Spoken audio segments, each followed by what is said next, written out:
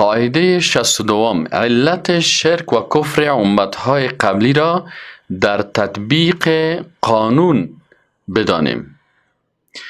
ما و شما قبلا ما گفته عمر رضی الله تعالی عنه را که گفته بود که ریسمان تارهای ریسمان اسلام روز به روز همونطور از هم پاشیده میشه، از بین میره. وقتی که در اسلام کسایی پیدا شود که اینا عصر جاهلیت نشناسن، کلا چه داست خلق پیداست في اسلام که دوی جاهلیت نپیزنی، نو دا خلق چه جاهلیت نپیزنی په نامه د اسلام کلا کلا دوی د جاهلانو په اعمالو مبتلا کیږي او نه پوهیږي. ای به خاطر از این هست عصر جاهلیت که در قرآن عظیم الشان و در احادیث رسول الله صلی الله علیه و سلم تشریح شده تا که ما مثل که یک مرض مشناسی پیش از اینکه به اون مرض مبتلا شوی خدا وقایه میکنی. این حال در قرآن عظیم الشان درباره امی مشکلی که اونا داشتن آیات و احادیث زیاد آمده. صاحب تفسیر المنار یکی از تفاسیر بسیار معتبر است، به زبان عربی است. این میگه که و شرک و فی الربوبیه، میگه خود شرک در ربوبیت الله چی است. بعضی کسا میگه من قبول دارم که الله رب العالمین است، کلگی در قرآن میخوانه که الله رب العالمین است، اما در ربوبیت الله شریک کردن میگه چه قسم است؟ والاخذ بالشيء من احکام الدین والحلال والحرام عن بعض البشر دون الوحی. میگه اگر کسی الاخذ گرفتن چیزی از احکام الدین که مربوط به حلال والحلال والحرام یا چیزایی که مربوط به حلال حرام میشه ایره از بشر بگیری دون الوحی، بدون وحی. وقتی که یک نفر قوانین خدا به اساس فکر و عقل بشر میسازه و به وحی که کتاب الله هست و سنت رسول الله هست در این راستا مراجعه نمیکنه، این میگه شرک در ربوبیت است. تمام روز میگی الحمدلله رب العالمین، اما در زبانت میگی اما قلبا قانون از کی میگیری؟ از بشر میگیری. میگه نمی شرک در ربوبیت الله هست. از این خاطر خالق متعال علت کفر و مشرک شدن امتهای قبلی را بیان کرده. مثلا علت کفر قریشی ها در عصر جاهلیت چی بود؟ قریشی ها چرا کافر شدن؟ اونا که میگفتن ما پیروان ابراهیم علیه السلام هستیم، پیروان اسماعیل علیه السلام هستیم. چرا با وجود از اینکه میگفتن ما پیروان ابراهیم و اسماعیل هستیم، کلی خانه کعبه هم پیششان بود، حجر الاسود هم پیش از اینا بود، صفا و مروه هم پیش از اینا بود، اماکن مقدسه مکه و مدینه کلش، مکه خصوصا در تصرف کی بود؟ قریشی ها بود. خب اینا چرا کافر شدن؟ الله متعال میگه که علت کفر قریشی ها چی بود؟ و اذا قیل لهم اتبعوا ما انزل الله قالوا بل نتبع ما الفینا علیه آباءنا. وقتی برشان گفته میشه و اذا قیل، و وقتی که گفته میشد لهم برزمی قریشی ها اتبعوا ما انزل الله، از آنچه که الله نازل کرده مطابقت بکنین، قالوا میگفتن بل نتبعوا، بلکه ما مطابقت میکنیم ما الفینا علیه آباءنا، چیزی که ما الفت گرفتیم از پدرای ما.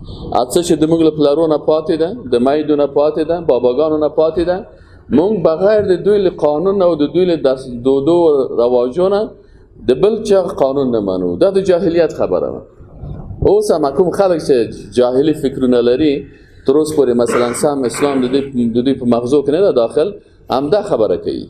و اذا قیل لهم اتبعوا ما انزل الله، وقتی برشان گفته میشه که مطابقت کنید از ما انزل الله، میگه چیزی که پدرای ماست. شما ببینن بسیاری کساس وقتی برش بگه که الله این تو میگه نه صاحب رواج ماست، اینی گپ نیست در اسلام، میگه نه صاحب رواج ماست، اینی کارا نکن نه صاحب رواج ماست. این حاله عین گپ مردم جاهلیت میگن، پس اونا کافر شدن. الله میگه و اذا قیل لهم، این سر مردم ما و شما بسیاری مردمایی که رواج پرست هستن و قوم پرست هستن، حتی در مشکلات خود به عوض از اینکه به کتاب الله و سنت رسول الله مراجعه کنن، بگن ما میریم جرگمار داریم، مون جرگماران لرو، هغوی به فیصله کوي. از این خاطر مثلا امیال بسیاری کساس این در شرک مبتلا میشه، در کفر مبتلا میشه، لکن نمیفهمه. الله میگه و فی القصاص حیات یا اولی الباب، یعنی قاتل قصاص باید شود. جرگمار چی میگه؟ میگه بعد ورکی. الله میگه برای دختر که ازدواج میکنی مهر بده، برای خودش بده. مردم میگن نه، رواج ما هست که باید 5 لک روپیه پدرش در جیب خود بگذاره، والوهر باید باشه، تویانه باید باشه. اینا الله میگه که اینا چرا کافر شدن؟ اینا کسی اگر قرآن بفهمه و می آیت قرآن دقیق بفهمه، هیچ وقت از رواجهایی که ضد قرآن و سنت است، از عنعناتی که ضد قرآن و سنت است، از این پیروی نمیکنه. الله متعال ببین، الله همه چیز در قرآن بیان کرده، ولی مشکلی است که بسیاری کسا قرآن باز نمیکنن. وقتی که مثلا میری در یک مسجد، میری یک نفر 1 ساعت خطبه میگه، کلش قصه های خرافاتی رو شروع میکنه در سر منبر. او برادر عزیز، منبر برازی است که قرآن در دستت باشه و بخوانی از این قرآن. برادرای عزیز، آیات قرآن انت میگه، این احادیث رسول الله صلی الله علیه و انت میگه که مردم بفهمن. عالمی آیات چند نفر مردم دقیق میفهمن. الله میگه و اذا قیل لهم اتبعوا ما انزل الله قالوا بل نتبع ما الفینا علیه آباءنا. الله وقتی که عصر جاهلیت و عقیدهش تشریح میکنه، قرآن میگه عقیده عصر جاهلیت چی بود که ما رو جاهل گفتیم. وقتی که برشان گفتم میشد اتبعوا ما انزل الله قالوا بل نتبع، بلکه ما متابعت میکنیم ما از آنچه که الفین الفت گرفتیم، عادت گرفتیم، علیه بر آن آباءنا، از پدران ما. الله میگه اولو کان آباؤهم لا یعقلون شیئا ولا یهتدون. آیا پدرایشان چنین نبودن که لا یعقلون شیئا، عقل نداشتن، از عقل خود کار نگرفته بودن؟ حالا تصور کو پدر کلانت از عقل خود کار نگرفت، ولا یهتدون و هدایت هم نشده بود. پس تو میری از اون کسی که الله میگه نه عقل داشت و نه هدایت شده بود، از اون تقلید میکنی. مشکل تقلید در این نقطه هست. تقلیدی که در عقیده هر کس تقلید میکنه اینو میگه. پس از این خاطر وقت پیش یک اندو میری برش بحث میکنی که حال تو با وجود از که تو یک دانشمند هستی، فامیده هستی، دکترا داری، کامپیوتر دستی، که این چطور مثلا یک آدمه که عکسش بالا سر کلید بند کردی، بینی فیلم چه انسان، این چی کمال بر تو رسانده میتونه؟ میگه این برکت ما گپ نزن، این رواج از پدرای ما مانده، ما این باره بحث نمیکنیم. هیچ دیگه برای بحث نمیکنیم. سبحان الله. این مشکل است از عصر جاهلیت. پس کسانی که امی صفت داشته باشن، ولو که در عصر امروزی زندگی بکنن، این انسان جاهلی هست. این پیش الله در روز قیامت. عالم کی هست پیش الله؟ عالم او هست که معلومات ساینسی از او، معلومات جغرافیایی از او، معلومات فلسفی از او، معلومات عقلانی از او، معلومات کتابی از او، معلومات از او در مورد پیغمبر، در مورد کتاب‌های آسمانی، این مجموعه علومی که داره اینه به وحدانیت الله و وجود الله چی کنه؟ برسانه. در صورتی که تو ساینس بفهمی، ساینس تو را به وحدانیت الله نرسان، علم تو را به وحدانیت الله، وجود و وحدانیت الله نرسان، باز هم عمو گپای جاهلیت و پیش الله جاهل هستن. مشکل اهل کتاب الله میگه که اونا ادعا میکردن، مثلا اینا هم در عصر جاهلیت زندگی میکنن، اینا رو هم جاهل میگن. اونا چی مشکل داشتن؟ مثلا یک تعداد میگفتن ما پیروای موسی علیه السلام هستیم، یهودی ها میگفتن. نصرانی ها چی میگفتن؟ میگفتن ما پیروای عیسی علیه السلام هستیم. الله متعال میگه یا دروغ میگن. اینا پیروی موسی را هم نمیکنن، پیروی عیسی را هم نمیکنن. مشکلشان چی بود؟ الله میگه که اتخذوا، گرفتن کی؟ امی اهل کتاب، احبارهم، احبار علمای خودن، علمای یهود، علمای درباری که آمدن به خاطر نفس خود کار میکردن، به خاطر اونمو رهبریت یا امو پادشاه ها یا اونمو حاکمایی که اونا ضد شریعت موسی بودن، ضد شریعت عیسی علیه السلام بودن. اینا چی میکردن؟ این علمای خدا چی کردن؟ اتخذوا احبارهم، علمای خدا، و رهبانهم، و اونم کسایی که متصوف میگن یا راهب و راهبه که تارکین دنیا بودن. میگه یارا چی گرفتن؟ اربابن. سایکو چی گرفتن؟ ارباب جمع چی است؟ جمع رب است. یا رب العالمین رب خود نگرفتن. الله شهادت میده در قرآن میگه یا دروغ میگن. اتخذوا احبارهم و ارباب رهبانهم، یا اونها را علمای خدا و گوشنشینای خدا چی گرفتن؟ ارباب، رب گرفتن، ربهای خود گرفتن. حتی در افغانستان ما و شما بسیاری کسا خانای خود خدای خود میفتن، میگی خان منطقه است دادمون خدای ده. از این خاطر تا همیال در ایران و در افغانستان ارباب فلانی خان نیست رواش، اصل نیست. همیال کلمه کفری همیال هم در بین بسیاری مردم ها رواج است.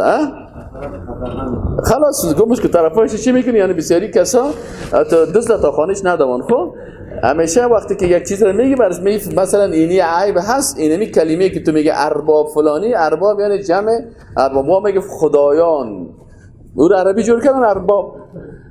پس الله میگه اینا دروغ میگه، پیرو عیسی و موسی علیه السلام نیستن.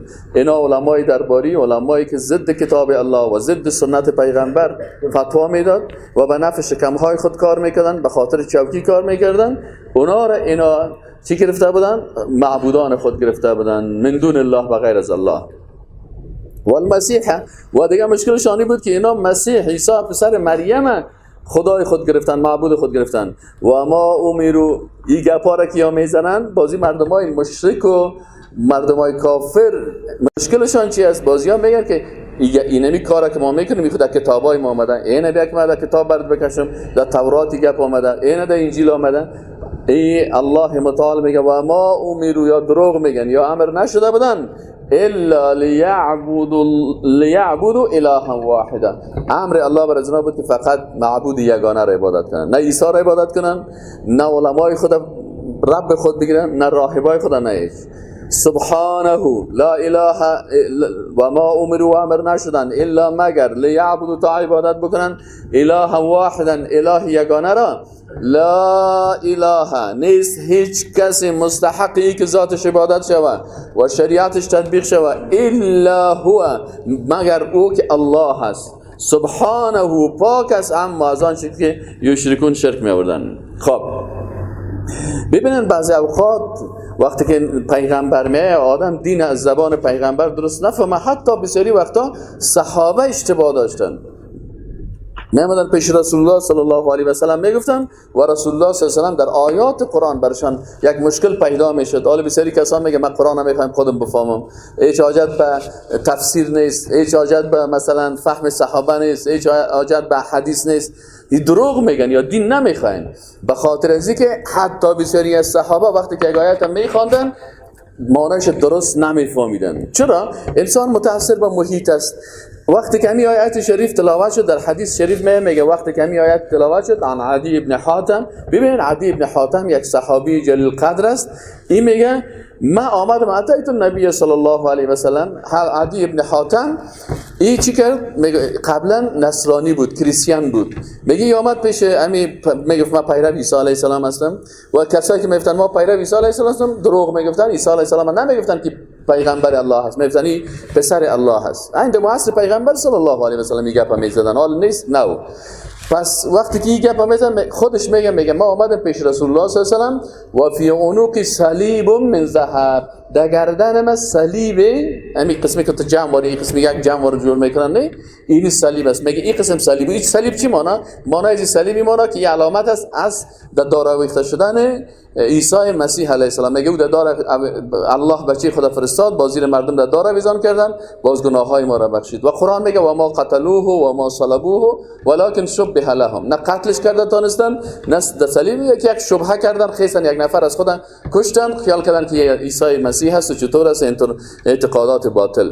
به هر صورت این میگه ما مسلمان شده بودم لکن آمدم پیش رسول الله صلی الله علیه و سلم مسلمان شده و صحابی شدن، لکن نه آمده دیگه قبلا در دین قبلی بود حال مسلمان شدن. میگه آمدم و در گردنم کلان یک دانه صلیب است. خب رسول الله صلی الله علیه و سلم خب مثل ما و شما رو دیپلماسی نمیکرد که یک کس در یک جرم، در یک گناه، در یک غلطی، در یک کفر، در یک شرک ببینه بگه نه خیر از باز فلانی دیگه بگیم که تو در این شرک مبتلا هستی خفه میشه. متوجه هستین؟ آخر چی است؟ مثل که او روز همیشه یک کسی شیشته بود، 5 دقیقه من رفتم در پیش شیشتم در وسط همی 4 رکعت ختم. خوب خدا دیندار و موحد و یکتا پرست هم میگیره. باز چی میگه؟ قصه را شروع کرد. والا مولوی صاحب ده خواغنی که چه فلانی خیرات و کی آسمان که دولو و هلسین. دیدی امروز ما براتون گفتم که یک مثل است در بین افغانستان بسیاری کسا آدمی کافر میشه لکن بیچاره نمیفهمه. بگه در آسمان یک ملائکه است در پیشش دول است. الله میگه ملائکه معصوم است، ملائکه از این فسق و فجور و گناه های صغیره و کبیره پاک است. این باز چی میگه؟ دول فسق است نیست؟ دولچی فاسق است نیست؟ خب وقتی که تو بدر کلان تا بعد بگویه که با پدر کلانت دولچی بود که حتی جنگ میکنن، خب پدر کلانش که معصوم هم نبود، اما ملائکه معصوم چی میگن؟ میگه پیشش دول است. و این بسیار زیاد تکرار میکنن، متاسفانه توهین میکنن به ملائکه و توهین به مقدسات. ما شما خواندیم سبب کفر یک نفر میشه. و این میگه که دول است، باز مثلا توهین میکنن به علمای اسلام. و این میگه زخ ملایان رو توایم برای من مورد شیشتر میگه من ملایان نمیگه، من افتم اولین ملا رسول الله صلی الله علیه و سلم بود. ملا شما کی رو میگین؟ کسی که شریعت الله را برای مردم چی میکنه؟ تطبیق میکنه. تو که توهین میکنی به ملا و مولوی و عالم دین که توهین میکنی، آیا ابوبکر صدیق یک ملا و مولوی نبود؟ خب ما که قرآن خواندیم ما رو ملا میگیم، ما که هیچ قرآن صحیح یادم نداریم یا بسیار ضعیف هستیم، احادیث حفظ نداریم. اونا که کل از قرآن و حدیث حفظ داشتن و کلش چی بودن؟ ابوبکر صدیق ملا نبود؟ اگر کسی قرآن میخونه و اگر کسی حدیث میخونه این ملا میگین. اولین ملا و مولوی به زبان ما و شما از کجا شروع میشه؟ از رسول الله صلی الله علیه و سلم شروع میشه، صحابه شروع میشه. باز تو میخوید که ملاها اگر یک ملا صدقه بتن، لعنت الله سر کسی که همین مطلب جور کرده و در بین مردم نشر کرده، هر کافر و بیدین و مرتد که بودن. در حالی که تو وقتی که میفهمی عثمان رضی الله تعالی عنه از موضوع که خوب عالم بود، خوب ملا بود، خوب مولوی بود، خوب دین میفهمید، خوب پیرو قرآن و سنت بود، وقتی که یک لشکر مکمل جیش الاسره میرفت، بسته مکمل یک لشکر چی کرد؟ کل مصرفش پرداشت، کلش. یک نفر ملا و مولوی و پیرو قرآن و پیرو سنت. یک وقت در عصر عمر رضی الله تعالی عنه قحطی شد. وقتی که قحطی شد مردم آمدن پیش عمر رضی الله تعالی عنه شکایت کردن. گفتن عمر، گفتن بله، گفت یک کاروان قحطی است، مردم گندم نداره، آرد نداره، روغن نداره، بسیار وضعیت خراب است. ولی یک کاروان بسیار بزرگ است که تقریبا چقدر شتر است، ای از شام در حرکت است، آمده در نزدیک مکه هست، در نزدیک مدینه هست و مربوط عثمان رضی الله تعالی عنه است. او خود تجارش مثل تجاره ما و شما بی غیرت نبود که 50 دفعه برش گفته میشد که یک دروازه یک مسجد هست، این میره یک پیسه شبته 50 دفعه. قسمی نبوده. وقتی اگه الله بر شما تو پیسه داده بود، اما تو ایمان داده بود. الله آدم پیسه بده با ایمان.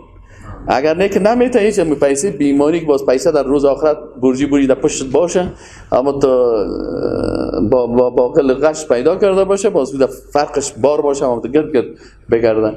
دیگه عثمان رضی الله تعالی، مردم آمدن گفتن یا امیر المؤمنین، عثمان کاروانش رسید ولی یک مشکل داره. ما رفتیم پیشش، تجارای مدینه، دکاندارای مدینه شکایت کردن. گفت ما رفتیم پیشش که غذای را که آوردی از اونجا بسیار قحطی است، کل مردم محتاج هستن، چقدر فایده میگیری برات بتیم؟ میگه برش گفتیم که مثلا سیر 10 مثلا رو خریدیم ما 20 روپا میدیم. میگه عثمان گفت که چی هستن؟ ما 10 چند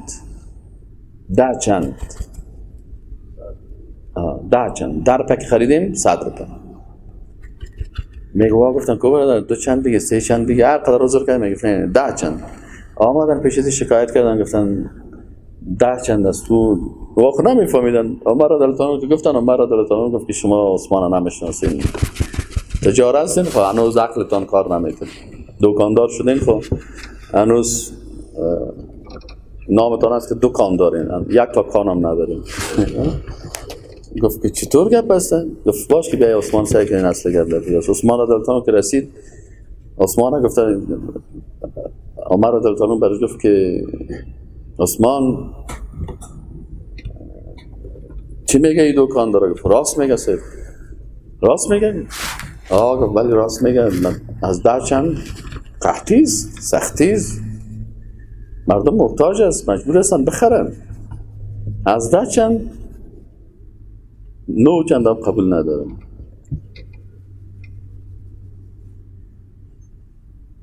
کلگی دکاندارم غیران مانده که چطور با جرأت در مقابل امیرالمومنین که اگر میزنه. گفت صاحب فقط آمدیم از خودت اجازه بدیم، امیرالمومنین هستی، امیر ما هستی. معامله کتی الله هست، از کس پیسه میسه نمیگیرن، مخلوقات یا چیز که برات بفروش. کت الله تجارت میکنه. هل ادلکم علی تجارت تنجیکم من عذاب علیم. تجارت کت الله، تؤمنون بالله، ایمان به الله، و تجاهدون فی سبیله. پس اینجا عثمان رضی الله تعالی عنه چی گفت؟ عثمان رضی الله تعالی عنه گفت که من کل بسته قافله خدا به نام الله میتونم که الله باز برای من میتونه 10 چند بده، کمش 10 چند است، زیادش 700 چند، و بیشتر از او به علم غیب الله است. اونا این قسم بودن. به هر صورت گپ سر از این هست که اینا اتخذوا احبارهم و رهبانهم اربابا من دون الله. پس این صحابی مبارک آمد و برشان گفت که من آمدم پیش رسول الله صلی الله علیه و سلم. رسول الله صلی الله علیه و سلم فوراً وقتی که مشکل را دید، در گردنم صلیب بود. میگه رسول الله صلی الله علیه و سلم چی گفت؟ گفت اطرح عنك هذا الوثن. چی کن؟ ای بت از گردن تو سپرتو. اطرح. تو چطور مسلمان شدی و کلمه میخوانی و هنوزم آثار کفر در گردن تو هست؟ اطرح عنك هذا الوثن. خب این صحابی فوراً وقتی که نه مسلمان شده میگیره و روسو میپرده و سمعته یقرأ فی سوره براءه. میگه دیدم که رسول الله صلی الله علیه و آله امی آیت در سوره براءه خوانده میره که اتخذوا احبارهم و رهبانهم اربابا من دون الله. میگه رسول الله صلی الله علیه و آله عدی ابن حاتم فکر میکرد که رب وقتی یک کس رو میگیری که تو برو رکوع بکنی و سجده بکنی، عبادت ها رو برای انجام بدی. رسول الله صلی الله علیه و سلم گفت که حتی در بعض احادیث دیگه میگه که خود عدی ابن حاتم میگه من برش گفتم که یا رسول الله ما خو علما و راهبای خود چی نمیکردیم، پرستش نمیکردیم. رسول الله صلی الله علیه و سلم گفت که وقتی اونا حلال الله را حرام میکردن و حرام الله را حلال میکردن، شما از اونا متابعت میکردین؟ گفت بلی کار میکردین. گفت این پرستش است. یعنی معنی چی است؟ پرستش است. یعنی پرستش تنهایی نیست تو به یک کس سجده کنی، وقتی که قانون از او را که ضد شریعت الله هست او را سر تطبیق کردی، اونمون شخصی که برای تو قانون جور میکنه اینه میره تو ربت گرفتی. از این خاطر گفت مشکل کفر یهود و نصارا چی بود که اینا علما و راهبای خود صلاحیت ربوبیت دادن، اونا را اله معبود خود گرفتن. گفتن شما بر ما هر چی که بگین ما قبول داریم. اگر گفتین شراب حلال است ما کتاب کار نداریم. او کس میگه اگر گفتی شراب حلال است گفتم بله ما قبول داریم. کی است؟ عالم است، حبر است، بزرگوار است. اینه خب علت کفر سیکولرها چی است؟ حال سیکولرهایی که وجود دارن که طبیعت پرستا و سیکولر هستن و دموکرات هستن و سوسیالیست هستن و کمونیست هستن. وقتی سیکولر میگیم فکرتان باشه سیکولر یک فلسفه هست، یک فلسفه هست سیکولاریزم، و در پالوی ازی باز شاخه های ازی وقتی که خودش یک فلسفه کامل است، باز پالوی شاخه های داره که مثلا شاخه های اقتصادی و سیاسی و اجتماعی و فرهنگی و طرف. اصل سیکولاریزم وقتی که در غرب ایجاد شد اینا به ضد کلیسا ایجاد شد. سیکولر به معنای کسی که بیدین است. سیکولاریزم یعنی لادینی، یعنی کسی که دین اصلا قبول نداره، هیچ دینه، یهودیت، نصرانیت، اسلام، هیچ دینه میگه ما قبول نداریم. اینال سیکولرها وقتی که در یک مملکت میرن یا تو مرحله به مرحله کار میکنن. در مرحله اول برای یک کس میگه که من با دین و عقیده تو کار ندارم، فقط ما میخوایم که در سیاست دین نقش نداشته باشه. بعضی مردم های که دین صحیح نمیفهمن این نقطه اول کتشان میپذیره که خب بعضی دلایل برشان میگه و این هم چون دین نمیفهمه قبول بکنم، میگه سیاست در سیاست دین نباشه. درست است، دیندار برو باش، منتها در مسائل سیاسی ما خود ما قانون میسازیم. این مرحله اولیش است. در اونجا اول خیستن سکولرها در غرب گفتن به ضد کلیسا خیستن، گفتن کلیسا ظالم است و چطور است شان باید اینا را از ظلمشان بشانیم. مرحله اولش. مرحله دومش وقتی که قدرت گرفتن گفتن ما کلیسا را دین در سیاست اجازه نمیدیم. مرحله دومش بود. مرحله سومش فلسفه خود بیان کردن که باید دین در هیچ ساختار زندگی نباشه، از کلش برداشتن. سیکولاریسم دو شاخه تقسیم شد، یکی سیکولاریسم شرقی شد، یکی سیکولاریسم غربی. سیکولرهای شرق هستن که چین و اتحاد شوروی بودن، یا از نگاه اقتصادی و بعض مسائل با سیکولرهای غرب که اروپا و امریکا هستن اختلاف عقیدتی هم دارن. سیکولرهای اروپا و امریکا اونا میگن که دین در ساختار سیاست و در بخش‌های جامعه، در قوای مقننه، در قوای اجرایه، در قوای قضاییه، در مکتب، در پوانتون، در سرک، در اینجا دین نباشه. اما اونا در اروپا و امریکا میگه دین ما اجازه نمیدیم که در این مسائل در قانون داخل شود و در بین مردم تو بیایی در پوانتون دینیت داخل کنی یا در مکتب دینیت داخل کنی. نه یا باید مطابق کنم قانون سیکولر باشه. اما اگر کسی خودش به شکل انفرادی میخواد که دین داشته باشه بره در کلیسا عبادت بکنه، بازور ما غرض نمیگیریم. یا سیکولرهای اروپا و امریکا هستن. از این خاطر میگم ما مسجد اجازه میتیم، ما مثلا روزه را اجازه میتیم، ما حج اجازه میتیم، دفاتری که مردم به حج روان میکنه یا اجازه میتیم، لکن کسی اجازه نمیتیم که بخواید دین در ساختار حکومت و در سیاست داخل بده. از این خاطر هر کسی که از سیاست گپ میزنه او را باز میکشه. اسلام امریکایی نمی است. اسلام امریکایی چی است؟ میگه تو مسلمان هستی؟ یا بله مسلمان که هستی میتونی مسلمان باشی. میتونه مثلا دخترت یک دانه پتلون بسیار چسب بپوشه، باز کلگک خود یک دانه دستمالک بگیرم کلچه‌ک روی خود این یک جور کنه این قدر و بالا که سایل کنی چی است؟ از این قسمت بالا محجبه هست. از اینکه پایان سایل کنی در هندوستان هم مترست که بری مثلا سایل کنی که اگان تا خوب پتلون کوبای چسب پوشیده و لباسای چسب است و قولایش هم بلوچ است منتها سرکش او ماشاءالله ماشاءالله ماشاءالله. این اسلام امریکن اسلام میگن اینا. پس اونا میخوان که هر دین که از میگه دین اینمی قسم است، مثلا این قسم باشه. از این خاطر شما باید دینتان در ساختار جامعه داخل نکنین، کس را مجبور نسازی. یعنی حق نداری که اولادت بگویی که تو باید. پس سیکولرها چرا کافر شدن؟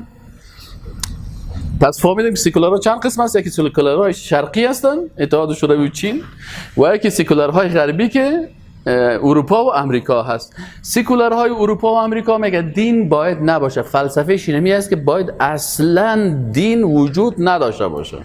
فراتر از عقل میگه ما چیز را نمیپذیریم، وحی را قطعا نمیپذیریم. سیکولر نمی عقیدهش است. اگه کسی عقیده را نداشته باشه سیکولر نیست، دروغ میگن. پس اونا یکمه که معتدل هستن، یعنی اجازه میده که در مسجد و ایگپا و کلیسا کسی عبادت بکنه. سیکولرهای شرقی که اتحاد شوروی بود و چین بود، یا باز میگه که دین اصلا نه به شکل جامعه و نه به شکل فردی در جامعه خود نباشه و نباشه. فرد هم حق نمیتیم که دیندار باشه. از این خاطر باید این فرد که دیندار است چی شوه؟ نابود شوه، کشته شوه. و همین کمونیستایی که در افغانستان آمدن یا سیکولرهای چی بودن؟ سیکولرهای شرقی بودن. استادای از اینا شوروی بود یا برای اینا گفته بودن که چی است. باز میگه اوه یک روز یکیش بر من میگن دا وطن جوریگی چه 1 میلیون ملا و 2 میلیون چلیان داری چنیان. فهمیدی؟ مملکتی که میگه 1 میلیون ملا داشته باشه و 2 میلیون چنی داشته باشن ده هیچ نه جوریگی. گفتم خیلی چی میکنی؟ فقط گفت سرای از یازده داشته و از این خاطر در این پوانتون از استاد گرفته تا شاگرد گرفته تا محصل گرفته تا ما صنف نو بودیم که کشته میرفتن. والله متعال هلاکشان کرد، رفتن و نابود شدن، روز آخرت جوابش میگن. پس سیکولرهای شرقی که هستن اینا چی هستن؟ اینا فلسفهشان چی است؟ خدایشان کی است؟ نفسشان است. خدایشان کی است؟ نفسشان است. نفسشان برشان میگه که اینی خوب است، این بد است، این زشت است، این فلانی. الله از سکولاریسم در قرآن گفته، بله در قرآن گفته که افرأیت من اتخذ الهه هوا. آیا ندیدین کسانی را که معبود خود، خدای خود، رب خود کی را گرفته؟ نفس خدا گرفته. نفس جان زنا چطور است؟ نفس میگه زنا کو، باز میخواد کارتتان بلند کنین، زنا در این مملکت پروا نداره. باز پسان دیگر از نماینده پارلمان کاکاکا میشن، همین کاکاکایی که لرکا را خوش داره نوز لرکی. بازوها که میشه باز میگه هم جنسگرایی باشه، اینه نفسش برش هم جنسگرا. شراب باشه، اینی گپاره. پس وا چی هستن؟ خدایشان کی است؟ یا اکثر این مسئله رو به نام آزادی مطرح میکنه. این آزادی نیست. بعضی کسا فکر میکنه که من از دین آزاد شدم، ما آزادم. این آزاد نیست. این غلام کی است؟ غلام نفس خود است. از این خاطر یک شاعر آجی صاحب اگر فکر باشه، یک وقت ما در کتاب دری صفحه 111 دری صنف 12 برای ما یک استاد ادبیات داشتیم، همین شعر برای ما تشریح کرده بود. شعرش این قسم بود که میگفت این طرفه حکایت است بنگر، روزی ز قضا مگر سکندر، میرفت و هم از سپاه با او، آن حشمت و ملک و جاه با او. قصه سلطان سکندر هم میکنه که میرفت و ناگه ز خرابه گذر کرد. یک وقت سلطان سکندر با می اسب و با می قوت و با یک پای خود، لشکر خود از یک جای تیر میشه، یک قریز که خرابه است و خانه کونه است.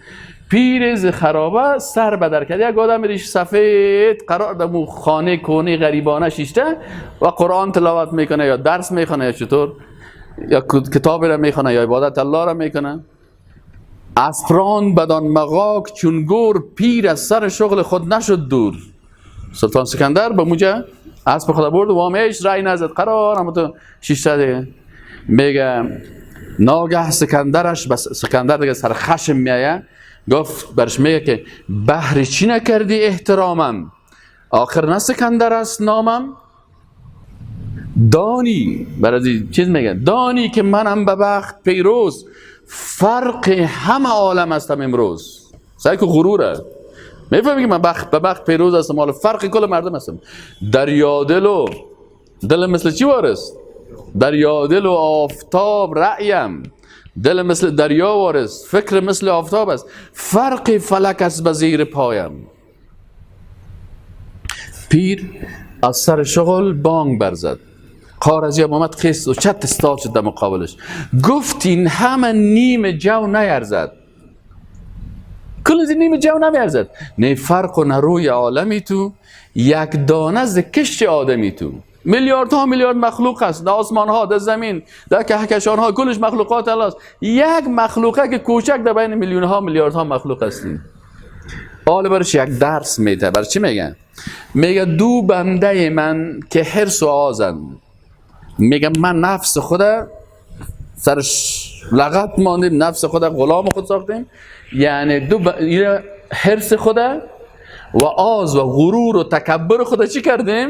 بنده خود ساختیم و تسلیم محض. دو بنده من که حرص و آزند، بر تو همه عمر سرفرازند. او دوتا را که ما بنده ساختیم، او دوتا سر تو پادشاهی میکنه. نفس را که ما غلام خود ساختیم، او نفس سر تو چی میکنه؟ پادشاهی میکنه. با من چی برابری کنی تو؟ چون بنده منی تو. درش میگه تو با ما جرباز نکن، تو غلام من هستی. این نفس که ما بنده و غلام خود ساختیم، تو غلام نفست هستی. از این خاطر سیکولرهایی که میگن ما آزاد هستیم، بسیاری وقتا بر ما میگن، ما میگم نه این فریدام نیست. This is not freedom. شما غلام کی هستین؟ غلام نفستان هستین. خدایتان کی را گرفتین؟ نفستان نگرفتین. این در کجا هست؟ ما گفتیم میره بر ما قرآن یاد داده. در قرآن سیکولاریسم گفته شده. گفتیم بله، قرآن میگه افرأیت من اتخذ الهه. آیا ندیدی کسانی را که خدای خود کی را گرفته؟ معبود خود نفس خدا گرفته. و اضله الله علی علم. همین آیت قرآن شریف تان باز کنید بسیار خوب. سوره جاثیه آیت 23 امیر یک مرتبه یک دقیق مرور میکنیم. سپاره 25 الدخان، بعد از دخان الجاثیه. قبل از سپاره ششم همین پیش. خود سوره جاثیه آیت 23 را میخوانیم. اعوذ بالله من الشیطان الرجیم. بسم الله الرحمن الرحیم. افرأیت من اتخذ الهه هواه. میگه افرأیت، آیا ندیدی رسول الله صلی الله علیه و سلم، من کسی را، افرأیت آیا ندیدی ای رسول الله صلی الله علیه و سلم، و آیا ندیدی ای کسی که امیال قرآن میخوانی، قرآن بر کل ما و شما خطاب میکنه، ندیدی من کسی را که اتخذ گرفته الهه، اله چی مانا؟ معبودی که ذاتش عبادت میشه و قانونش چی میشه؟ اطاعت میشه. کی را گرفته؟ هواه. کی را گرفته؟ هوا، خواسته های نفس خدا گرفته، یعنی غلام نفس خداست. و اضله الله علی علم. الله را گمراه کرده با وجود از اینکه خوب خدا عالم هم میگیره، خوب خدا دانشمند و پروفسور هم میگیره، لکن گمراه شده. و ختم علی سمعه و قلبه. چون این انسان بسیار تکبر کرده و ضد شریعت الله ایستاد شده و کفر ازی بالاخره زنگ در قلب شده تا قلبش سیاه شده. الله متعال در قلبش چی کرده؟ و ختم علی سمعه، و به گوشایش هم مهر نهاده شده. باز دیگه این گوش نداره که حق بشنوه. گوش فیزیکی داره، گوش حقیقی که حق بشنوه نمیشنوه. و قلبه، و به قلبش هم یک مهر گذاشته شده. و جعل علی بصره غشاوه. در چشماش پرده های گمراهی هست. ظاهرا بسیار چشمای کته کته داره لکن حق دیده نمیتونه. فمن یهدیه من بعد الله. باز کی بعد از الله کی میتونه این هدایت کنه؟ وقتی که الله این دشمن خدا اموت یک جزا را داده، کی در طول عمر خود اموت دشمنی با الله را اعلان کرده، باز این چی؟ افلا تذکرون. و قالوا، و میگن امی سیکولرا، امی که سیکولرهای شرقی، سیکولرهای غربی، کمونستا، سیکولرهای شرقی را باز کمونیسم میگن. فهمیدی یعنی؟ سیکولرهای شرقی را چی میگن؟ کمونیسم و سوسیالیسم میگن. سیکولرهای غربی را چی میگن؟ کپیتالیسم باز میگن. و مکتبایشان باز و کاردوش سیکولر هستن، اوش باز کپیتالیست هستن، یاش باز سوسیالیست کمونیست هستن. باز امی کمونیستا و کپیتالیستا و سوسیالیستا چی میگن؟ ما هی الا حیاتنا الدنیا. این نیست مگر امی زندگی دنیا. کل چیز کسی نمی زندگی چی هسته؟ دنیاست. نموت و نحیا، زنده میشیم و میموریم. و ما یهلکنا الا الدهر. ما را چی از بین میبره؟ یعنی زمان و وقت.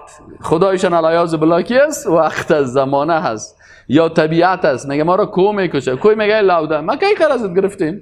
تمام رو سرمکت هست میریم چیز نمیگم، باز میگه مرا کو هلاکت کو کی؟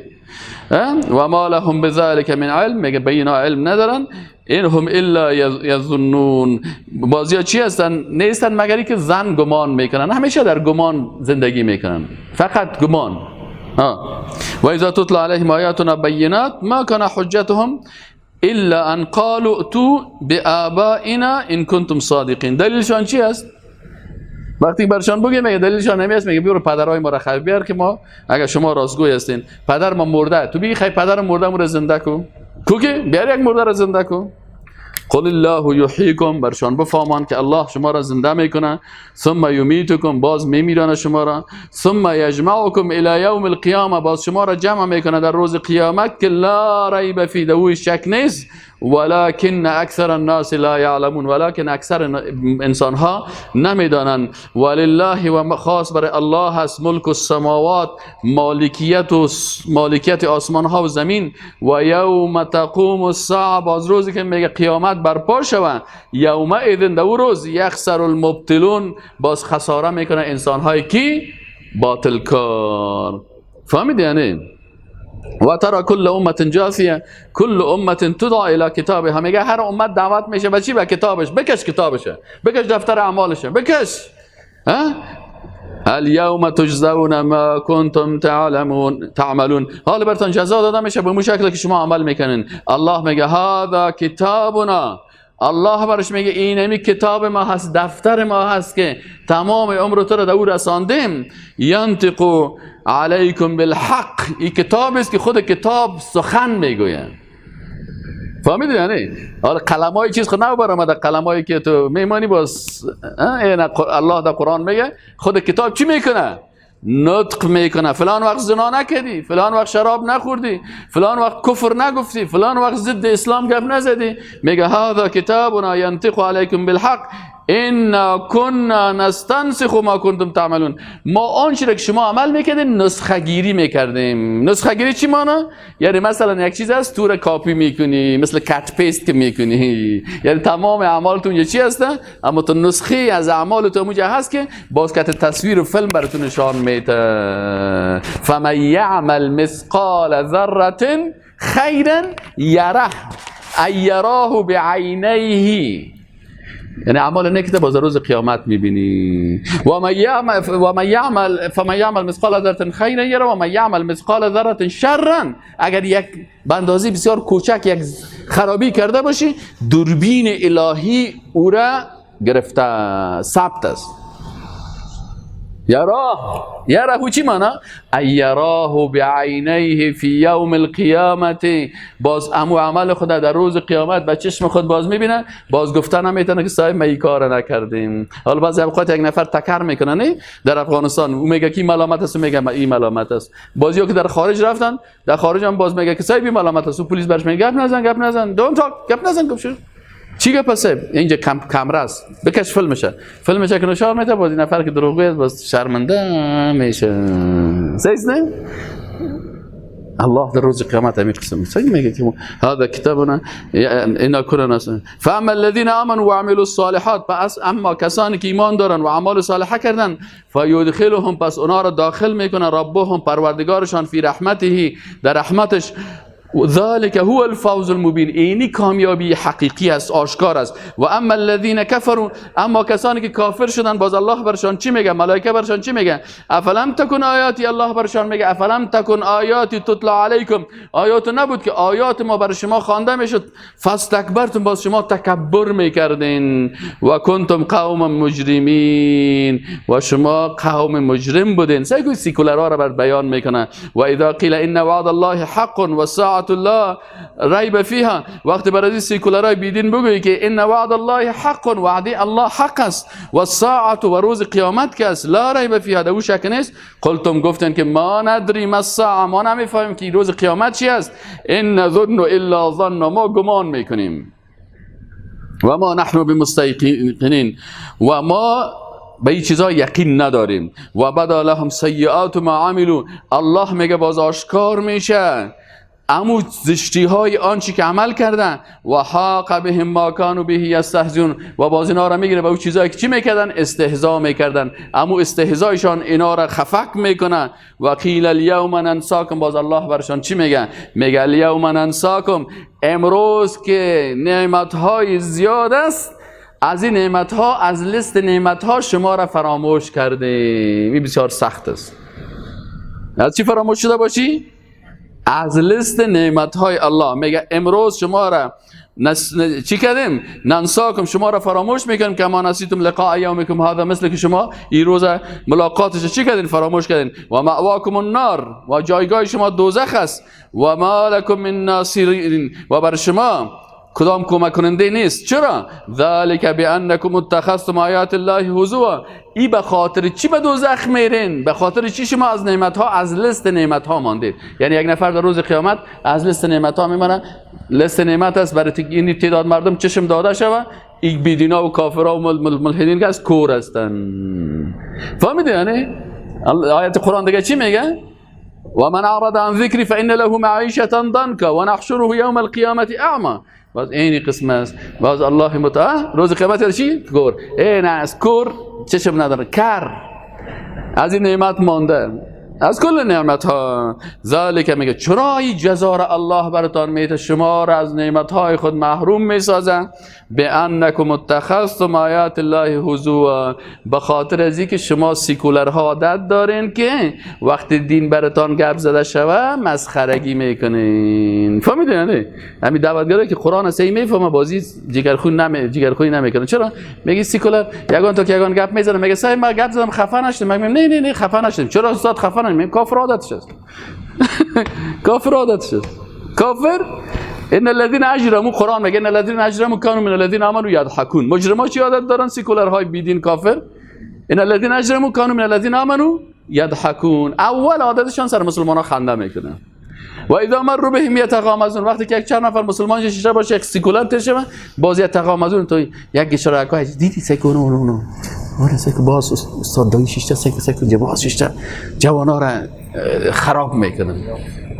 و اذا مروا بهم یتغامزون و اذا انقلبوا الى اهلهم انقلبوا فکین. پیش خانه خودش که بری کلش فکایی گفتن و روش خندی و ساتیری است، تلویزیون چالان است، قرآن کل چیز میگه بر ما شما کاری که قرآن صحیح بخونیم. و اذا مروا بهم یتغامزون و اذا انقلبوا الى اهلهم انقلبوا فکین. و اذا رأوهم، وقتی که میگه مسلمان‌ها رو ببینن واسه میگه و اذا رأوهم قالوا ان هؤلاء ضالین، اصل گمراه اینمی شماست، اصل گمراه اینمی مولوی است، اصل گمراه اینمی استاد است. میگن نمیگن؟